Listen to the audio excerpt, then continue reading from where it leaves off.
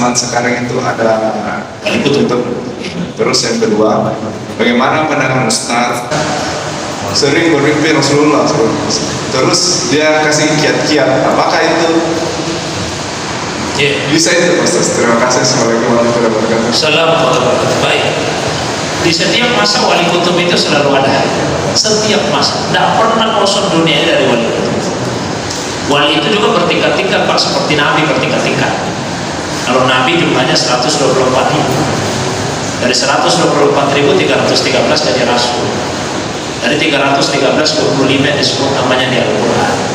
Dari 25 itu 5 yang menjadi ulul azmi. Dari 5 itu yang tertinggi Rasulullah SAW. Wa tilkar rusulu faddalna ba'dahum ala ba'd. Rasul-rasul itu kami lebihkan sebagian mereka atas sebagian yang lain. Jadi tidak satu derajat Pak itu. Wali-wali juga begitu. Ya. Ada wali abdal, ada wali kutub, tertinggi wali kutub. Di setiap masa pasti ada. Di setiap masa pasti ada. Jadi wali yang pertama di masa Nabi itu Abu Bakar As-Siddiq. Di masa Nabi beliau wali, bukan Nabi Abu Bakar, beliau wali. Ketika Abu Bakar wafat, yang menggantikan posisinya bukan hanya sekedar sebagai khalifah, tapi sebagai wali yang tertinggi itu Umar bin Khattab. Jadi begitu seterusnya. Hanya wali kutub ini sering tidak dikenali orang. Ada kisah dituturkan oleh Abu Hasan As-Sadzili. Beliau adalah pelopor tarekat Sadziliyah. Tarekat ini diantaranya yang banyak diikuti oleh ulama-ulama di atas. Tarekat Sadziliyah, Abu Hasan As-Sadzili. Nah, suatu waktu beliau keliling ke negeri-negeri Islam mencari wali kutub. Setiap ada zawiyah, pojok-pojok, pengajian halqa-halqa, kelompok-kelompok sikit didatangi. Mau berjumpa dengan wali kutub itu, tetap di sini. Sampai tibalah di satu majelis. Kemudian syekh yang mengajar di majelis itu meminta beliau untuk mendekatkan. Lalu ditanya, sebelum bicara ditanya juga, kamu datang ke sini ingin mencari wali kutub ya? Iya. Maka kata saya, orang yang kamu cari itu tinggal di samping rumah.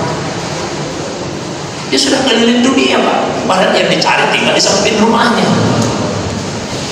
Karena kewalian itu seringkali ditutupi dengan basyariyah, dengan unsur-unsur kemanusiaan. Kita lihat aja, tidak mungkin tetanggaku ini wali, karena dia katakan ya biasa dia penjual, ya masa dia modelnya begitu wali. Tidak mungkin tetangga saya ini wali, tidak pakai surban, tidak pernah saya lihat pakai surban, bajunya biasa-biasa seperti yang dipakai orang. Justru itu cara Allah untuk menutupi kewaliannya dengan pakaian basyariyah. Ya. Sehingga Bapak Ibu jamaah sekalian, ulama mengajari kita. Ini kalau mau ketemu wali Pak ya, yang ulama mengajari kita. Caranya itu perbanyak salawat. Kalau orang tidak punya mursyid, idealnya itu bersalawat 1000 kali setiap hari. Kalau sudah punya mursyid, dia 300 kali setiap hari. Nah, juga kadang-kadang saya sampaikan, sering Ustaz, saya ingin berjumpa dengan wali, berjumpa dengan mursyid. Itu saya sampaikan itu bukan depannya diulangi, pertanyaan saya tanya, bagaimana salawatmu sudah sampai 1000 belum? Itulah susahnya. Nah, cuma mau hasil, tidak mau usaha. Salawat 1000 kali tiap hari Pak, 1000 kali tiap hari, salawat 1000 kali minimal. Kemungkinannya ada dua. Kemungkinan pertama, Nabi akan menuntun kita kepada siapa kita mesti berguru. Diajari kita datang, itu wali Allah itu. Kemungkinan yang kedua, Nabi sendiri yang akan menjadi penuntun bagi kita. Itulah sebabnya ada yang disebut dengan riayah, ada namanya inayah. Bahkan ada yang dapat dua-duanya, diriayah juga, dapat inayah juga. Syaratnya itu saja Pak, bersalawat setiap hari 1000 kali ya, bersalawat, tapi ikhlas kita salawat 1000 kali. Terus yang kedua tadi pertanyaannya, bagaimana tadi Pak? Dalam mimpi Pak ya? Dalam mimpi. Mimpi ketemu Rasul itu tidak bisa dijadikan sebagai standar kalau dia sudah wali. Rasul makun nabi wajah halawat al-iman. Ada 3 hal yang apabila dimiliki orang bisa merasakan manisnya iman. Tunggu dulu, bukan dari mana kamu tahu Nabi pernah bersabda begini? Nah, 200 tahun jarakku dari Nabi, kata Imam Bukhari. Guru saya yang menyampaikan ke saya. Siapa namanya? Guru Muhammad bin Al-Musanna. Kita lihat gurunya, biografinya. Tidak pernah ketemu Nabi. Dari mana gurumu tahu Bukhari kalau Nabi pernah bersabda begitu? Kata Imam Bukhari, guru saya menyampaikan kepada saya bahwa dia tahu dari gurunya. Namanya Abdul Wahab As-Saqafi. Kita lihat gurunya Bukhari. Ini gurunya Bukhari tidak pernah ketemu Nabi. Dari mana dia tahu? Kata Imam Bukhari, guru saya menyampaikan kepada saya bahwa gurunya guru saya itu menyampaikan kepadanya. Gurunya guru saya tahu dari gurunya. Namanya Ayub. Ya ringkas cerita pas sampai ke atas aku kilaba. Anas itu sahabat. Nah, dia dengar langsung Nabi bersabda. Itu salah satu syarat hadisnya sahih. Harus ada mata rantai.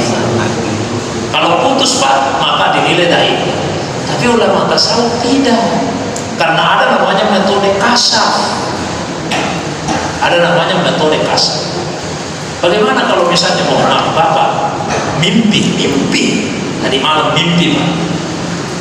Sebelum tidur wudhu baik-baik, baca doa, mimpi dan jelas betul mimpi itu. Karena mimpi yang benar itu terang seperti terangnya pagi. Itu ciri mimpi yang benar.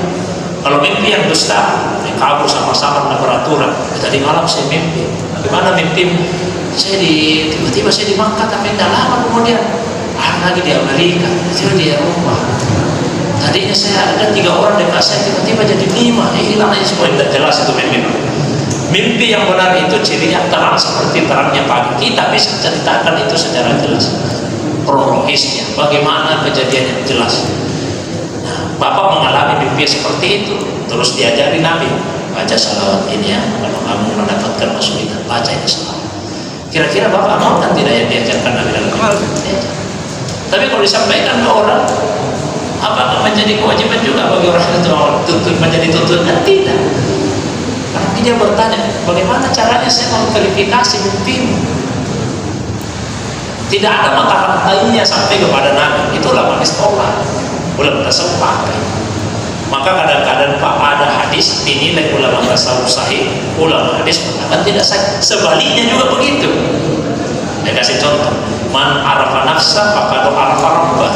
Siapa yang mengenal dirinya, dia akan mengenal Tuhannya. Ulama hadis mengatakan itu hadisnya dhaif, tidak ada sanadnya sampai ke Nabi. Ulama tasawuf mengatakan sahih karena yang menyampaikan perkataan itu mendapatkannya dari Nabi secara kasar. Jadi yang penting kita tahu latar belakang. Sebaliknya, ada ulama fikih mengajar hadis di pengajian. Pak, ini di pengajian diajar hadis. Hadisnya bersambung sanadnya sampai ke Nabi. Di situ ada seorang sufi, terus dia berkata, itu hadis yang Anda bacakan itu bukan perkataan Nabi. Bukan perkataan Nabi itu yang Anda bacakan. Maka saya ini bertanya, dari mana Anda tahu? Bahwa yang saya sampaikan bukan seperti ini, ada sengaja sampai ke Nabi. Kata sufi itu ada Nabi di atas kepala. Dia mengatakan itu bukan hadis. Jadi dia mau lihat dan tidak dilihat oleh orang kita. Tapi sifatnya ini Pak personal. Jadi mimpi-mimpi itu sifatnya personal. Kalau ada di antara kita bermimpi ketemu Nabi diajar, silakan amalkan itu. Tapi itu tidak kemudian menjadi berlaku untuk semua orang, karena tidak bisa diverifikasi. Saya mimpi, Bapak tidak bisa memverifikasi mimpi saya ini benar atau tidak. Tetap ada kemungkinan saya berdusta mengatakan saya mimpi padahal tidak. Jadi di situ bermasalah. Tapi intinya adalah mimpi bukanlah tanda bahwa dia wali. Ya, mimpi itu bukan menjadi pertanda bahwa dia adalah wali. Saya kira itu. Allah